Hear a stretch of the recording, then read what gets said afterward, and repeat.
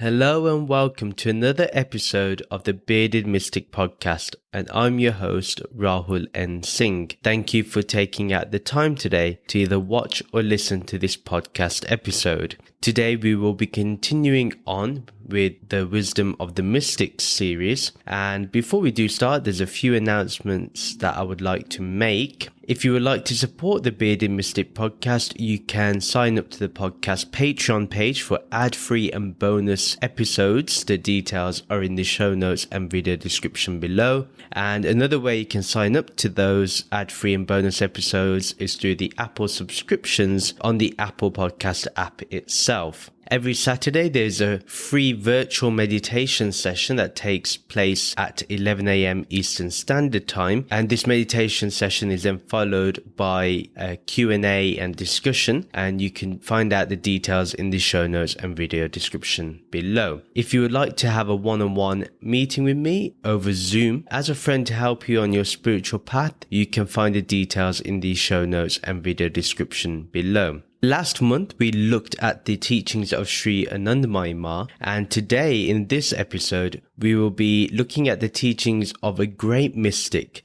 that was really a true synthesizer of all faiths, and that is Sri Ramakrishna Paramhamsa. I will be looking at a few of his sayings and then giving you my contemplations upon those very teachings. The first quote: "It is the veil of Maya that keeps God hidden from our sight. The universal soul, or Paramatma, cannot be realized till his veil is removed. The sun lights up the earth, but a small cloud will hide it from our view. Similarly, the insignificant veil of Maya prevents us from knowing the omnipresent and all-witness Satchitananda existence, consciousness, bliss." Now, a very interesting quote, and let's break this down a little. And it's very clear here that it is Maya, this transactional reality, that hides this formless reality from us. We see this world and we start thinking that this is real because through the instrument of our senses,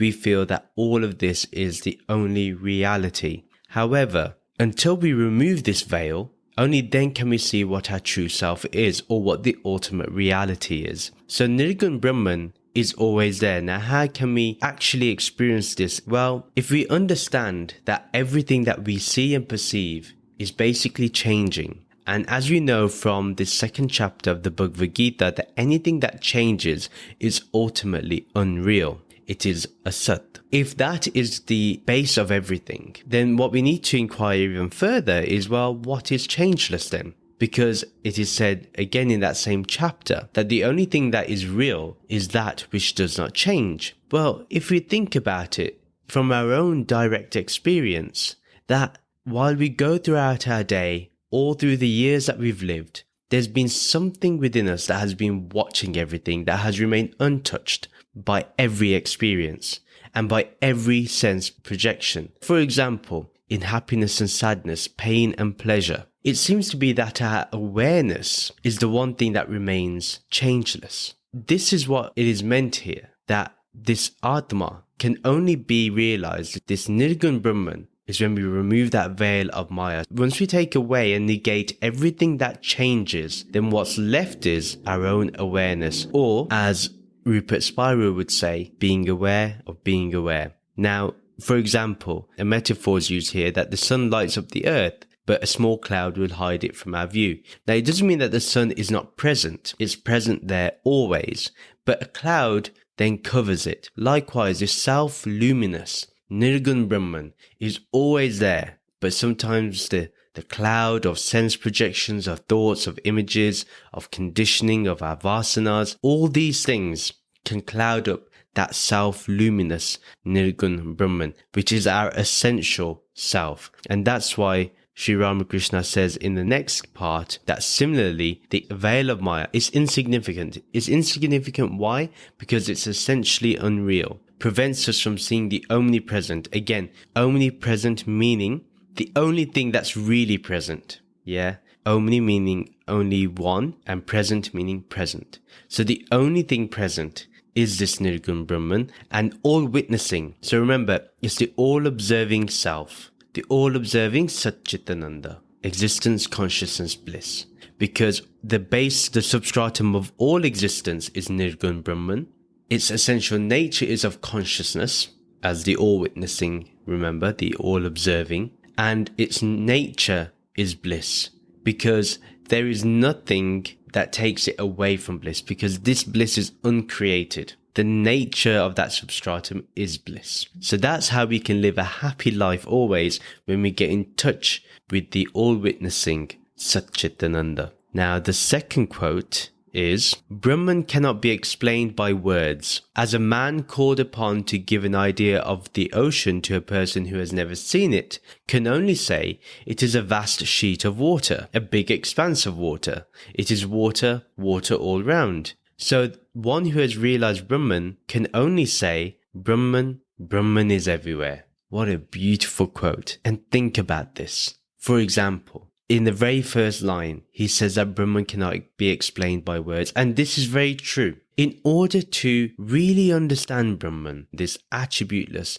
ultimate reality, the only way to do this is actually by going into direct experience. When we go from the background of awareness and we bring it to the forefront, we get rid of the veil of Maya, negate it all away, so only Nirgun Brahman remains. That's why, if you had to explain the ocean to somebody, you would say there's only water all around. Likewise, to show the vastness of existence, of the substratum of existence, we have to say that Brahman is everywhere. Brahman is all-pervading. Brahman is the only thing that is. Now, if this becomes our experience, then everything we see, perceived through our senses, hear, taste, smell, touch, is essentially Brahman. So, can there ever be a moment where you are away from Brahman, where you are untouched by Brahman? No. Even in this very second, in this very moment itself, while you're listening to this, while I'm speaking here, only Brahman is witnessing Brahman. And to understand this truth, again, it has to be our experience. Merely saying this is not enough. Merely hearing it is not enough. We have to truly become aware of this awareness. We truly have to allow what Jai Krishnamurti said, which was, when the observer becomes the observed. When we live in this state, then we are always in touch with Brahman, but not as Brahman being something separate, that there's still a separate me and a separate Brahman. No, there is only Brahman. Truly, this is what is meant by Aham Brahmasmi. When there is only Brahman, when they only see this formless awareness, when this formless awareness is the only thing, then Aham Brahmasmi is said. Aham Brahmasmi is not something that can be said prematurely, and neither should it be taken as something prematurely. The real meaning is when there is only Brahman, when there is only this formless awareness. When you're in touch with this Brahman, it is an experience that one cannot express in words. Words cannot do justice to the magnificence of this Brahman. I rarely talk about how I feel when I'm in that connection with Brahman, or in Brahman, when I'm in that moment of being aware. But all I can tell you is there is nothing like it. I've not come across any experience has even come to a close second to that. It's the primary experience that really only exists. And it's not that one does not take part in the transactional reality. One obviously is. I'm recording this podcast right now. But the transactional reality is seen as just an activity of Brahman. Even though this does not act, yet it appears to be an activity in Brahman. Truly, this is the beauty of Sri Ramakrishna's teachings, because he brings across an Advaita Vedanta philosophy that makes it so all-encompassing. We don't see Maya as something evil or something that should be rejected, but instead we accept it to be part of Brahman. In fact, we accept it as being Brahman. Therefore, everything we do is in the service of Brahman, and we see each and every person as Brahman. Yes, that does not mean that evil will be eradicated, or poverty will be eradicated, or we will not be able to get rid of caste or race issues, or people that like to separate us due to whatever isms possible. All those will still be there, but that does not mean that we cannot see Brahman in everything. Yeah. It's a very tough pill to swallow. But once we are able to actually do this, we can understand with discernment that we have to address the transactional reality as real only because it's the infinite time of Brahman. Every action I do personally has a real consequence in the infinite nature of Maya. That is only a reflection of Brahman. By integrating these two, Brahman and Maya, I'm able to do the best possible. And this is why Sri Ramakrishna is absolutely special. And that's why I really love him. One thing may be raised because someone can turn around to me who's read the Gospel of Sri Ramakrishna and say, well, he talks about women and gold in a very derogatory way, or sometimes in a way which is not all-encompassing. But sometimes the translation is not right. Sometimes the translation can be too literal and not looking at the deeper meaning behind it. So, for example, when he says women, he's actually talking about lust. And when he talks about gold, he's talking about wealth and power and our attachments. Basically, he's got those 5 vices that are mainly talked about: pleasure, anger, greed, attachment, pride, and ego. All of those things are encompassed in what he says golden women. But really, the main essence are those 5. I just want us to understand that, because sometimes people can raise an objection, but they don't really understand the real meaning behind what has been said. The third quote is, as the water and its bubbles are one, for the bubble has its birth in water, floats on water, and is ultimately resolved into water. So the Jeev Atma and the Paramatma are in essence one and the same. The difference is that while one is finite and small, the other is infinite. While one is dependent, the other is independent. It is like a doll of salt trying to fathom the depths of the ocean. In doing so, the salt doll is dissolved into the sea and lost. Similarly, the Jeev, in trying to measure God, loses its individuality and becomes one with it. What a beautiful quote by Sri Ramakrishna. And again, so simple to understand. If we see ourselves as separate beings, then we can consider ourselves to be like bubbles in the ocean. At the end of the day, the bubbles are going to merge back into the ocean because it is the ocean itself. It's not anything different. This is exactly what Sri Ramakrishna is saying here. If we understand that the Jeev and Paramatma are one and the same, then it's basically saying what Adi Shankaraji said, that Brahma Satyam Jagat Mithya Jiva Brahmevan Apara. That this Brahman is the only true existence. This Jagat, this world, this Maya is Mithya. It's neither real nor unreal because it's dependent on how one is dealing with that ultimate reality. And then this Jeev, this underlying essence within us, this observer within us, this witness within us, that consciousness within us is actually Brahman itself. There's no difference between it. And then he explains that although one is finite and small, the other is infinite. Once we understand that, yes, okay, this body and mind is a finite expression of the infinite, which is bodiless and formless, and therefore transcends all those things that would restrict it and limit it. Then a field of observation, the field of the observer, becomes all-pervading, everlasting, infinite. There's no beginning to it, there's no end to it. And that is our true nature. Once we understand that the essence is one and the same, spirituality becomes so much easier. One cannot express then how easy spirituality is to understand. Then he uses the example of the salt doll that is dissolved in the sea. Now, say there is a doll made out of salt and says that, well, I want to measure the ocean. I want to check how vast the ocean is. As it goes into the ocean to try to measure the whole ocean,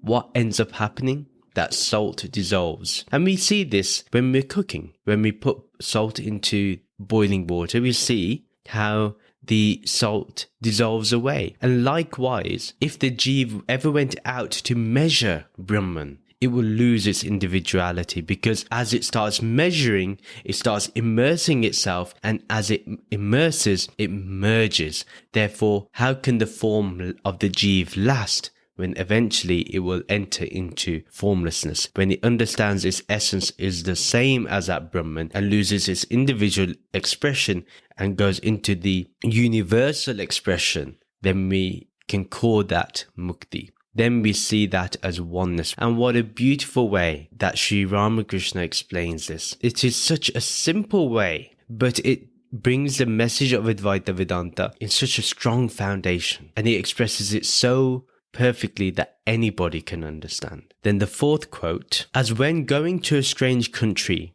one must abide by the directions of one who knows the road, while taking the advice of many would lead to confusion. So in trying to reach Brahman, one should follow implicitly the advice of a single guru who knows the way to God.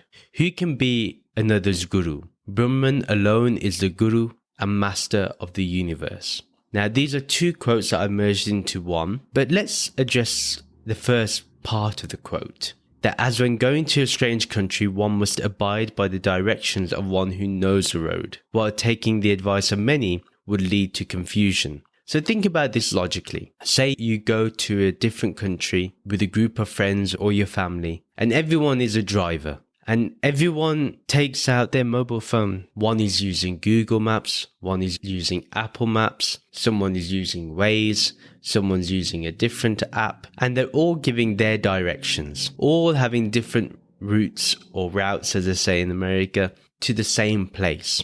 Now, if the driver ends up listening to each and every one of them, there's going to be confusion. Now, the alternative here is that the driver can explore each app itself. So asking each passenger to give their directions. Now, that is one way where they can go from place A to B. Similarly, if you utilize this example for a guru, I'm all for going to different gurus and understanding the truth. But what I will say, and there's a big caveat here, is that stick to one for some good amount of time. See if that teacher will take you to the truth. Now, it may be that you need to spend a year. But in today's day and age, with the advent of technology and the fact that you can now speak to anybody over Zoom or watch it on YouTube, I think you can cut it down to 6 months, where you can spend 6 months of consuming one guru's content to see if it takes you to the truth,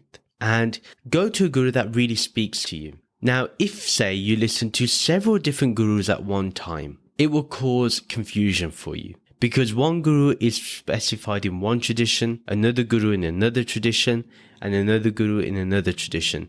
Now, if you try to follow each of those traditions, it will become a soup of disaster, because you will be confused. And what's the point of that? I agree with Sri Ramakrishna that you don't have to stick with a guru forever. There's no need to be loyal to someone that's not taking you closer to the truth, or someone who does not know the scriptures, or who doesn't know what it's like to live a spiritual life. Now, there are many gurus out there that have got their position through one way or another, and that's why it's up to you to see the merits of a guru. So likewise, see the merits, spend time, then make your conclusion. And don't ever feel guilty if you don't believe in a particular guru. It's fine. At the end of the day, you have to make sure that the person you follow doesn't have a criminal record, doesn't have controversies that they have not addressed, that they are not there because of being part of a particular family or because of nepotism in any way. That's not saying that a child of a guru cannot become the guru itself. Most likely, if they've stayed in that spiritual community, in that home, have been inspired by the teachings of the guru, they themselves may become great examples and therefore great successors to that organization and to that spiritual institution. But just be mindful, I would say. The best thing to do is try and find your way to God by following one guru at least for 6 months before you make your conclusion to either stay or leave. Now, Sri Ramakrishna adds another thing, and this is why it's important, that once you have found the truth, then make the truth your guru. Make the Brahm Gyan your guru. Make Brahman your guru. Then don't follow the body. The body and mind has served its purpose once the truth is revealed to you. Then you have to stick with the truth and make the truth your guru. Then you have to be obedient to the truth. Yeah, you have to serve the truth, this ultimate Brahm Gyan. That's what you do. And that's what Sri Ramakrishna means here when he says, who can be another's guru? Brahman alone is the guru and master of the universe. For there is only Brahman. Therefore, if you start believing that the body and mind of someone is Paramatma or is God or is Brahman, then we fall under illusion. Then we will see the body and mind, the limited expression, as the truth, and we will fall under another delusion. That's why it's really important that we see Brahman as our guru. Once we have found the truth, once we have rested in formless awareness, once we can automatically bring the background of formless awareness to the forefront at any time, then that means that Brahman is now our guru, our master, our true teacher, our Satguru. But the fifth quote is, Jnana Yoga means communion with Brahman by means of Gyan, of knowledge.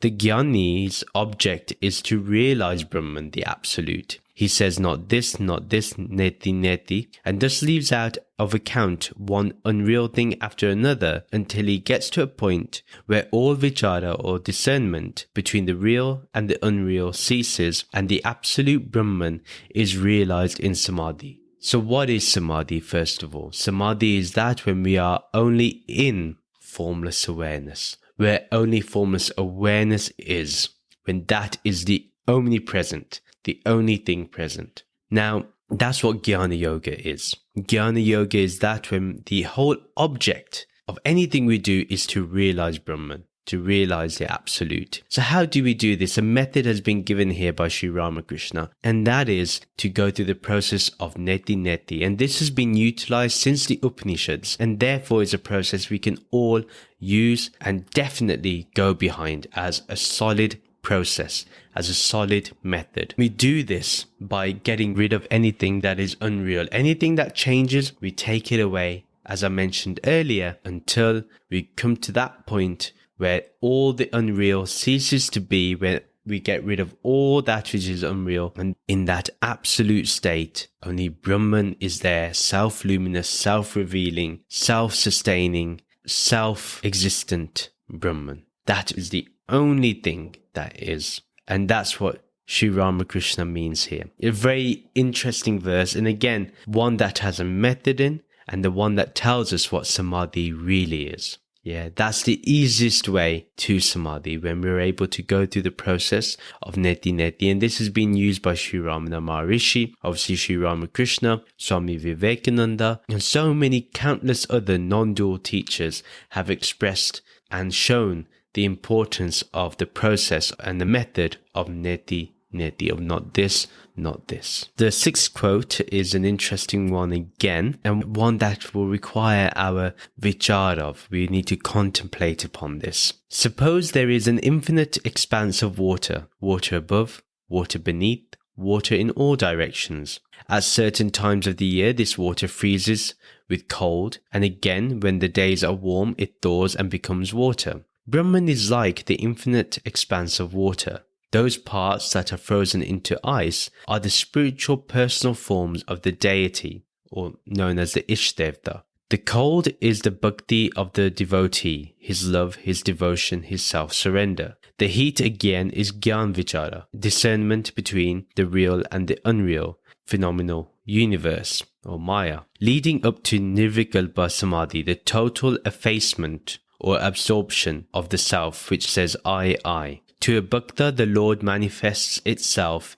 in various forms. The one who reaches the height of Brahmgyan in Samadhi, it is the Nirgun Brahman once more, formless, nirakara, unconditioned. Herein is the reconciliation between Gyan and Bhakti. The beauty of Sri Ramakrishna is that he doesn't see Gyan and Bhakti as two separate things. He sees them as one and the same. For Bhakti, for devotion, you need Gyan. And for Gyan, you need devotion. You need heart. You need love. You need compassion. You need acceptance. You need surrender. Because only when we surrender this I, this ego, do we then allow Brahman to shine forth. Sri Ramakrishna again uses the analogy of water to explain how we can utilize an Ishtevta, a form or a deity that can help us in our spirituality. Now, it may be easy to allow ourselves to surrender to a personal form to a deity, whether that is Shivji, whether that's Sri Krishna, whether that's Buddha, whether that's Guru Nanak Dev Ji, whether that's your guru that you worship, anybody. Remember that they are just the form of ice, and that through listening to the teachings, through meditation on the Ishtevta, through worship of the Ishtevta, through devotion of the Ishtevta, what we do is we slowly allow, as we go deeper into the absorption of Nirgun Brahman, as we go through our devotion of the Ishtevta through Saguna Brahman, we start seeing that ice starts melting away and we enter into Nirvikalpa Samadhi, or total absorption into Nirgun Brahman, where Nirgun Brahman is the only thing. And this is Sri Ramakrishna's beautiful message that we've constantly seen here. We need to do two things. One, with the aid of a deity or a guru or a mantra, anything that will help create that love and devotion and self-surrender. And then using the Gyan Vichara of what is real and unreal, what is permanent and impermanent, by utilizing those things, we'll be able to go to the formless. We'll be able to go to the Nirgun Brahman, which is essentially what we are. And therefore, that makes it a lot easier for us and a process that we can go behind. This is an easier way as well, where we utilize both Gyan and Bhakti. The seventh and final quote of the day: unique is that realization where there is neither teacher nor pupil. Brahma Jnana, or the knowledge of Brahman, is that state of oneness where remains no distinction between guru and disciple. Now, the reason why I'm ending it on this quote itself is that this is the real realization, that there is only Brahman, and therefore the guru and discipleship has to dissolve away in order for the absolute truth to take its absolute place in the heart. A guru never restricts us to their form and never allows us to remain stuck on being the disciple. The guru will always guide us to go beyond all relationships, to enter into that state of realization. Brahmgyan, as he mentioned, is that state of oneness. Anything that takes us to that oneness is Brahmgyan, is the knowledge of Brahman. One thing that we emphasize here in our podcast is that we need to embrace Brahmgyan in order to become one as Brahman. If we would sum up the whole teaching of Sri Ramakrishna and his philosophy, is that there are infinite paths to realization. What we need to understand is how to create a synthesis between this world and formless awareness. And the way to do that is to go back to Satchitananda and understand that the substratum of all existence, of all Maya, is Brahman, and the only thing present is consciousness, and its nature is blissfulness, is ecstasy, is happiness. And this is ultimately what Sri Ramakrishna experienced. Those that knew about his life, and we have recollections of that, we've read the works of Swami Vivekananda, and we know for a fact